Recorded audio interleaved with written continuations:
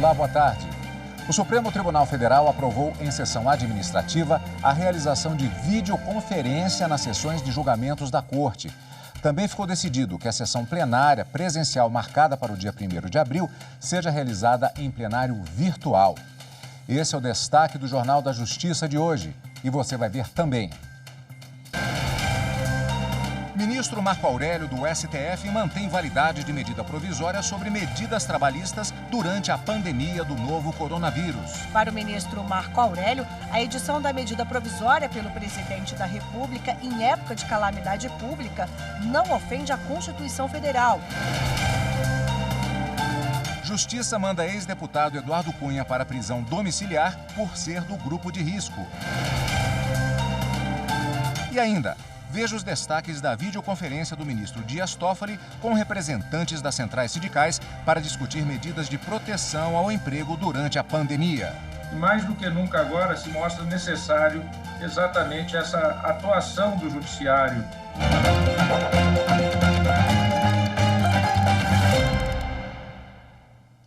Durante sessão administrativa realizada de forma virtual por causa do novo coronavírus, os ministros do Supremo Tribunal Federal decidiram que as sessões plenárias e das turmas, que seriam realizadas de forma presencial, poderão ser feitas por videoconferência.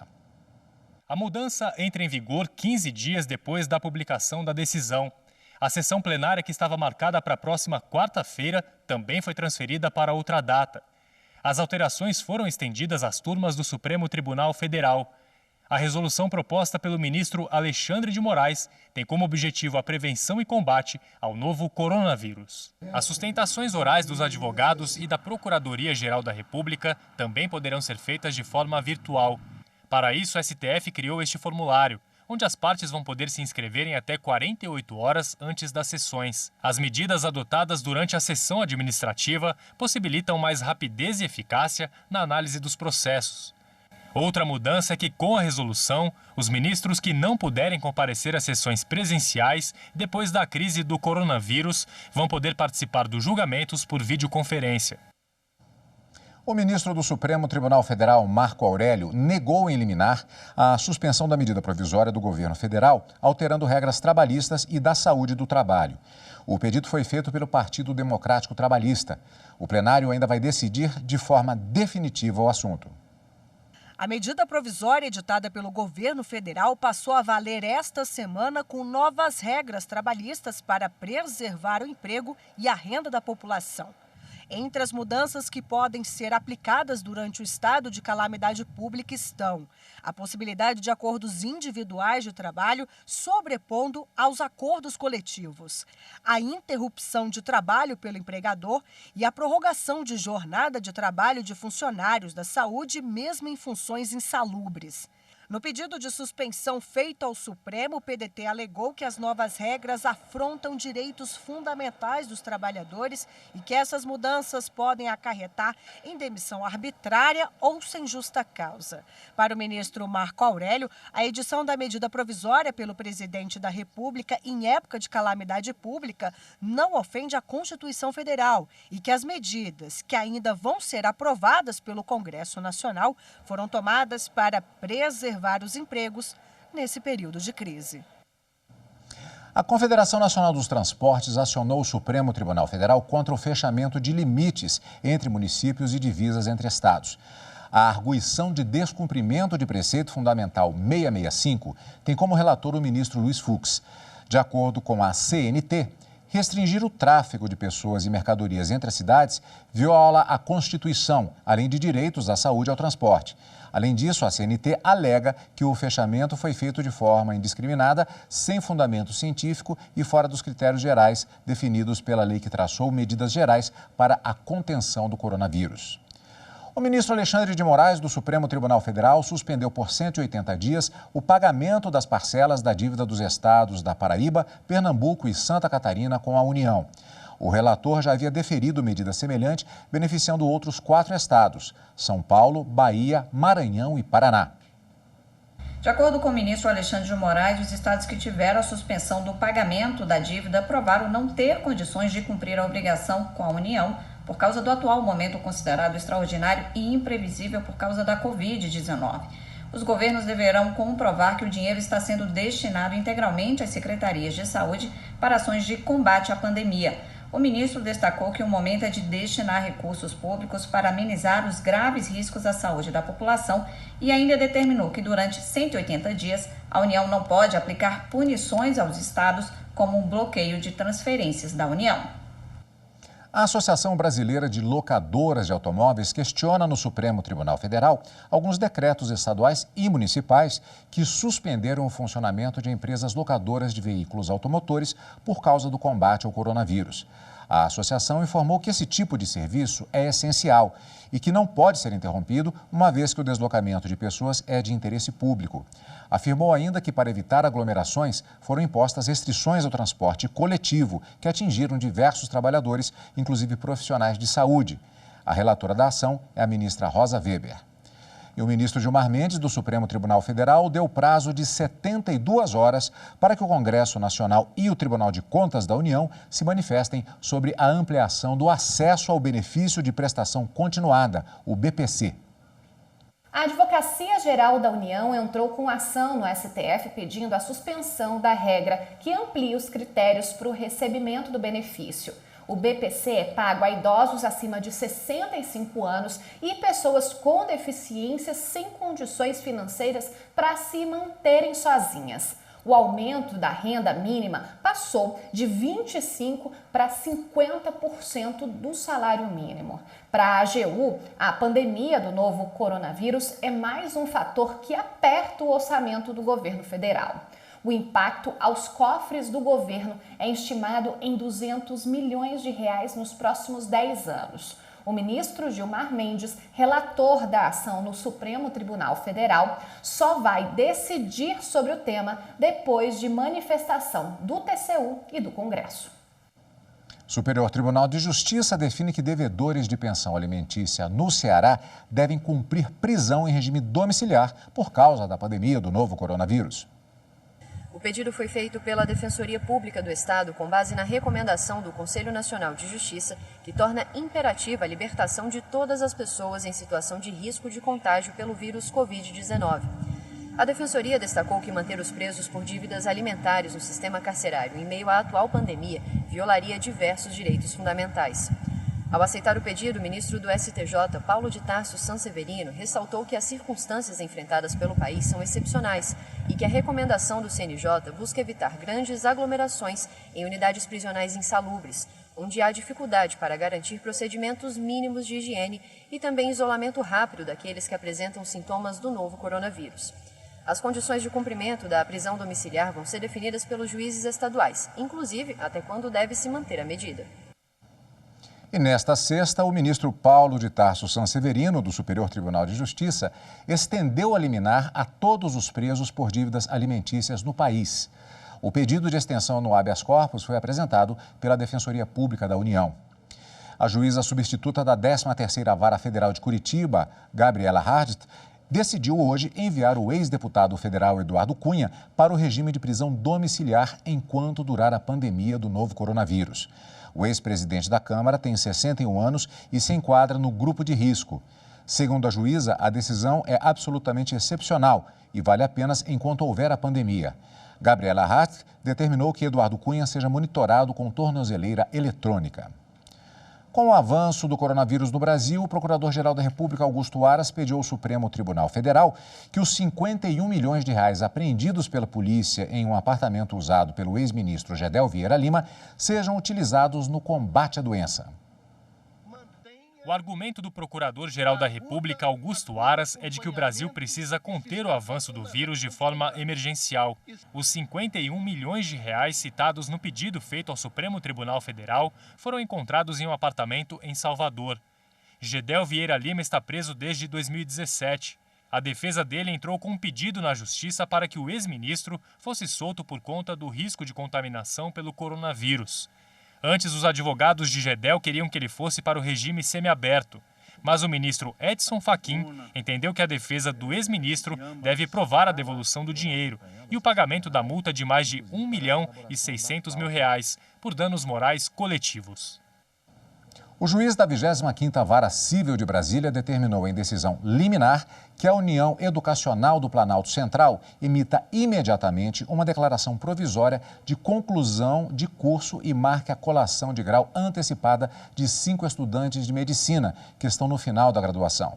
A decisão atende a uma solicitação dos estudantes, tendo em vista o avanço da pandemia pelo novo coronavírus no país. O magistrado considerou a pretensão dos autores legítima e necessária para o enfrentamento das necessidades em saúde. Ainda cabe recurso da decisão. Veja no próximo bloco a videoconferência do ministro Dias Toffoli com representantes das centrais sindicais para discutir medidas de proteção ao emprego durante a pandemia do coronavírus. Justiça, para mim, é o direito que todos nós, cidadãos, temos, né?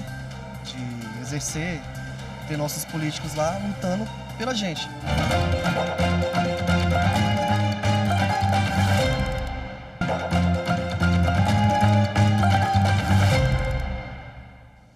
Depois de se reunir com presidentes das 40 maiores empresas do país numa videoconferência com a Fiesp, a Federação das Indústrias do Estado de São Paulo, nesta quinta-feira, o presidente do Supremo Tribunal Federal, o ministro Dias Toffoli, participou de uma videoconferência com representantes das principais centrais sindicais.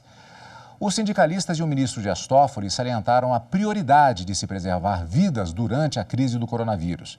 Eles também discutiram a necessidade da articulação de uma ação centralizada para decidir todas as questões relacionadas ao assunto, sejam decisões relativas a relações de trabalho, a preservação de renda dos brasileiros e amparo aos trabalhadores.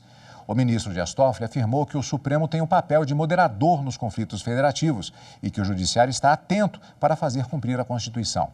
Confira trechos da reunião de hoje. Agora é o momento de fazer um pacto nacional, um acordo nacional.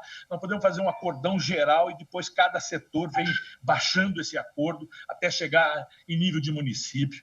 Mas por isso que nós estamos pedindo atuação. E aí esta é o agradecimento e até a parabenização nossa por esta videoconferência, que pedimos que a sua atuação dentro dos preceitos constitucionais, junto com os demais poderes da República, para preservar e salvar a vida de brasileiros. E mais do que nunca agora se mostra necessário exatamente essa atuação do Judiciário, da Justiça como uma pacificadora e muitas vezes também articuladora quando há algum tipo de confronto ou de conflito, seja entre poderes, seja entre os entes da federação. Até porque a característica específica do Supremo Tribunal Federal foi exatamente ser um moderador dos conflitos federativos, e hoje nós verificamos um conflito federativo na atuação nesse combate à crise da pandemia, e também nós verificamos muitas vezes algum distensionamento que é natural que aconteça entre os poderes, tendo em vista visões diferentes. Eu estive há 2 dias atrás em videoconferência com o Paulo Scaff, organizado pelo Paulo Scaff, com vários empresários, e há uma unidade de sentido, seja naquela com os empresários, seja agora aqui com vocês, que é a defesa da saúde aliado a uma defesa do emprego e do parque produtivo. Então, eu ouvi de vocês falar aí a necessidade de manter o parque produtivo, porque é assim que se mantém o emprego, e lá também na conferência com eles, a necessidade e a importância de se manter empregos, porque são pessoas que já foram formadas, são pessoas que já estão atuando, são valores agregados que também, da parte do setor produtivo, eles não querem perder. Em relação ao Judiciário, em primeiro lugar, saibam que nós estamos atentos a fazer cumprir a Constituição, que é o nosso papel. E mesmo numa situação em que muitas vezes a excepcionalidade da crise necessita de excepcionalidade de soluções, mas elas feitas de maneira acordada, elas vão se sustentar.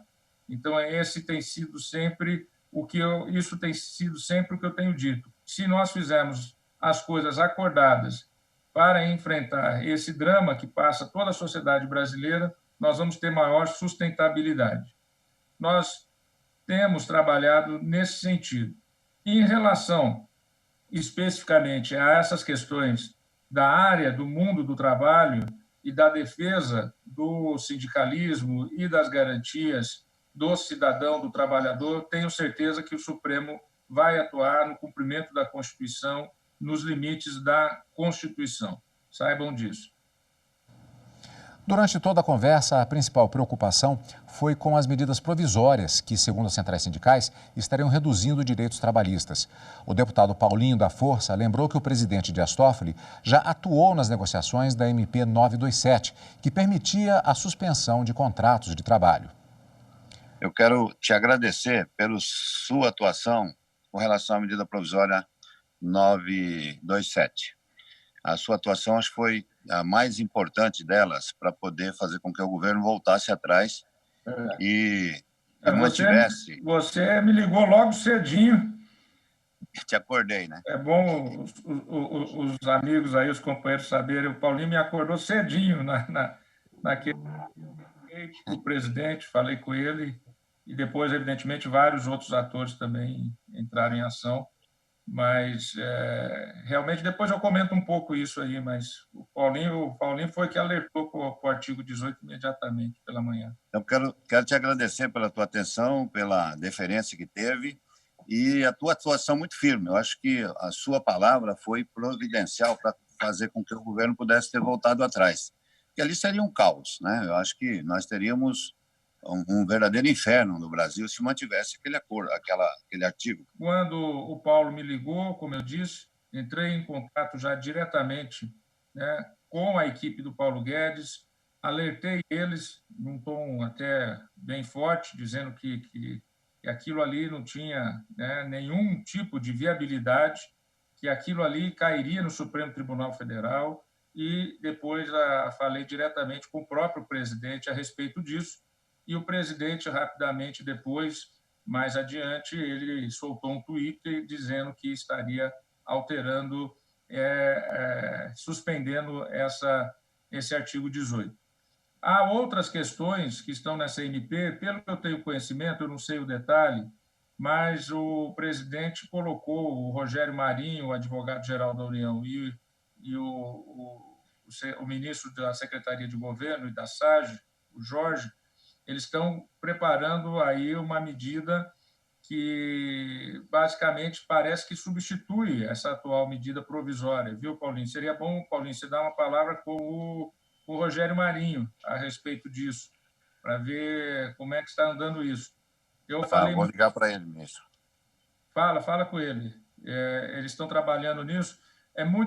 E eu falei muito, que você me alertou também naquele dia pela manhã, da questão do acordo coletivo, que era fundamental a manutenção do acordo coletivo. Nós estamos vendo, do outro lado, e aqui é uma crítica ao que o governo tem feito já há algum tempo atrás, de tirar o movimento sindical das negociações. E essa última medida provisória, essa última, né, a 927, depois se transformou em 928, ela tira os sindicatos da negociação coletiva e expõe o trabalhador a uma negociação diretamente com o empresário. E nós sabemos, né, lógico que temos exceções, né, mas a grande maioria das empresas são empresas pequenas que não têm condições de estar fazendo isso de uma maneira mais democrática. Então, nós sabemos a pressão que o trabalhador vai sofrer nas suas bases. Então, a nosso pleito, nós entramos com uma ADI, a 6346, e está aqui como relator o ministro Marco Aurélio. A gente gostaria que visse com muita atenção essa ADI, porque nós estamos vendo lá embaixo, nas pequenas, médias empresas, microempresas, esse problema vai se acentuar muito e não vai contribuir para sair dessa crise. O que vai acontecer é aprofundar esse momento. E uma outra questão também, para ser um pouco rápido, nós estamos com uma ADI também, que foi, demos entrada aí no Supremo em maio do ano passado, que é aquela ADI que pede que se anule na nova legislação trabalhista as homologações dentro das empresas. Nós levamos até esse pleito já, inclusive, uma reunião com o senhor, que é um momento, já estava havendo, antes dessa crise do coronavírus, muitas denúncias de fraudes na homologação feita pelos empresários sem assistência dos sindicatos. Nós já entramos também com a ação direta de inconstitucionalidade 6354, questionando parte considerável da medida provisória. As questões jurídicas que foram colocadas aí, a ação direta contra a MP 927, que está com o ministro Marco Aurélio, ele provavelmente deve dar alguma decisão ou então levar a julgamento numa sessão que vamos ter na próxima quarta-feira, no dia 1º de abril. Né? Também foi falado pelo Miguel daquela antiga medida provisória, aquela ação direta anterior, de maio de 2019, né, que também está lá no Supremo, estamos atentos a isso, que é a questão da homologação dentro das empresas. Aqui também temos aqui a fala,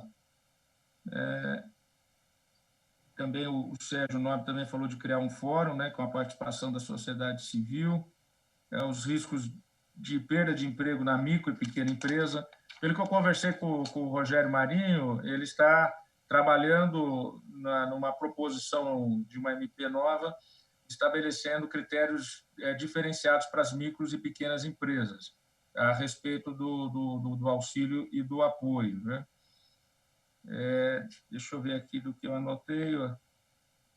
A questão das vigências das MPs, que foi mencionado pelo Neto, essa ação está com o ministro Alexandre de Moraes. Pelo que eu conversei com ele, evidentemente que não deve prosperar esse pedido de prorrogar as MPs, porque ela tem prazo constitucional. Isso seria adentrar na soberania do Congresso Nacional, que tem o prazo para analisar e para verificar as medidas provisórias. Então, eu acho muito difícil que prospere. Praticamente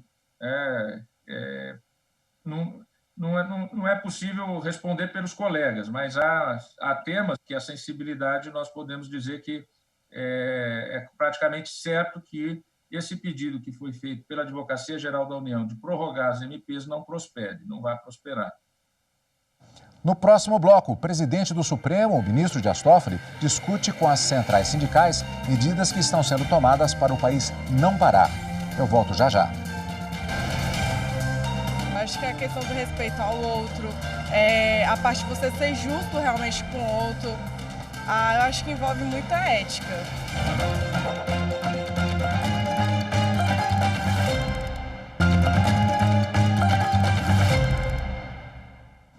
Voltamos a falar do encontro entre o presidente do Supremo, o ministro Dias Toffoli, e os sindicalistas. Na videoconferência também foram discutidas, com as centrais sindicais, medidas que estão sendo tomadas para fazer o país continuar funcionando.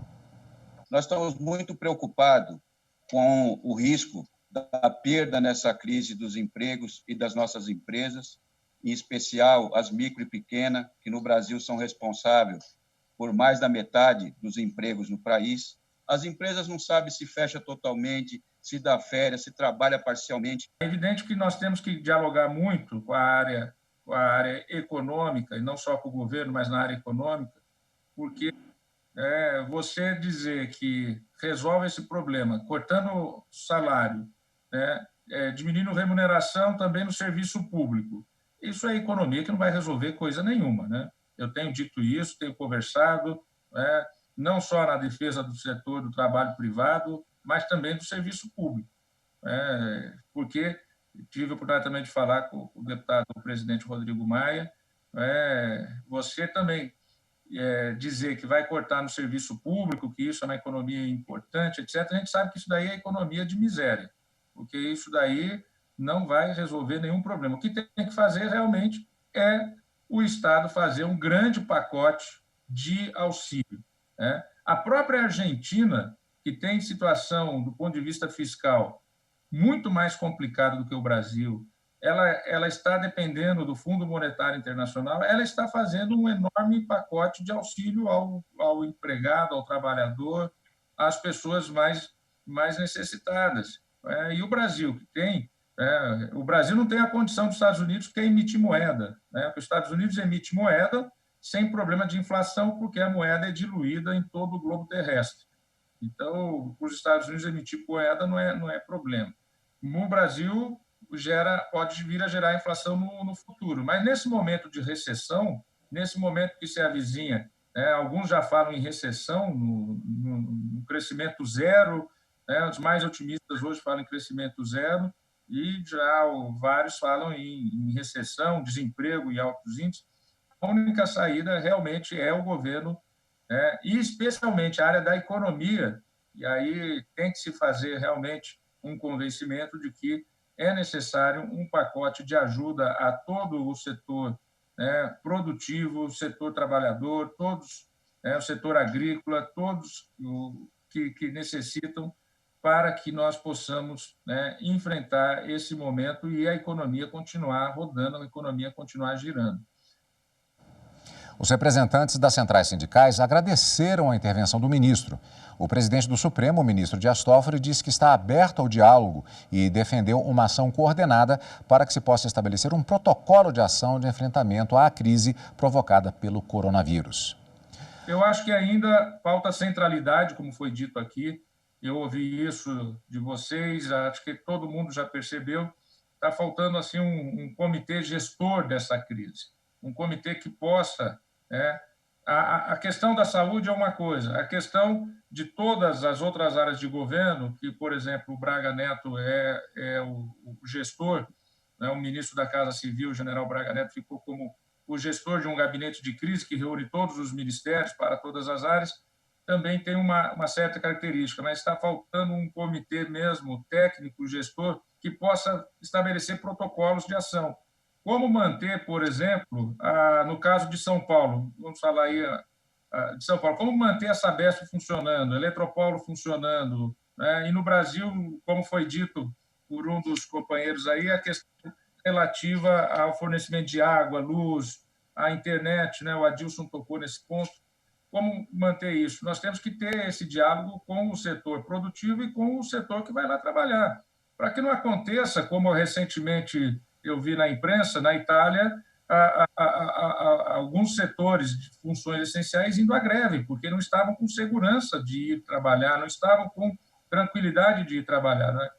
Eu acho que o papel das centrais sindicais, dos sindicatos, é fundamental nesse momento de manutenção dos serviços essenciais e de começarmos a preparar a saída dessa crise, porque evidentemente que não vamos ficar em casa o resto do ano, né? Vai ter que ter uma retomada a qualquer momento. Presidente Toffoli, muito obrigado, foi excepcional essa relação. Nós vamos encaminhar formalmente toda essa conversa que tivemos e algumas questões que não foram colocadas. O Pegado, por exemplo, que é presidente do CODEFAT, não deu para ele falar, mas ele tem sugestões de recursos que podem irrigar as pequenas e microempresas, né?